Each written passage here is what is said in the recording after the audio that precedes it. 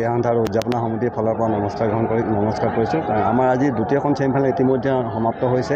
যিখন খেলত আমাৰ গুৱাহাটী আৰু বঙাইগাঁও ৰিপ্ৰেজেণ্ট কৰিছিলে, তাতে আজি বঙাইগাঁও দলে 1-0 গ'লত জয়ী হৈছে। আৰু চূড়ান্ত খেলখন আমি কাইলৈ থাকি পৰহিলৈ অনুষ্ঠিত কৰিম।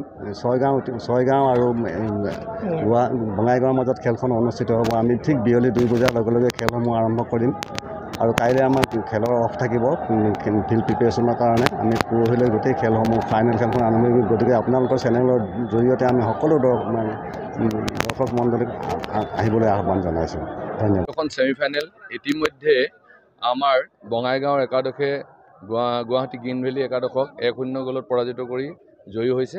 গতিকে অহা 10 তাৰিখে আমাৰ 2 বজাৰ পৰা চূড়ান্ত খেলখন অনুষ্ঠিত হ'ব। গতিকে ঢকুৱাখানাৰ লগতে সমগ্ৰ অসমৰ সকলো প্ৰান্তৰ ৰাইজক আমি খেল উপভোগ কৰিবলৈ আমন্ত্ৰণ জনাইছোঁ।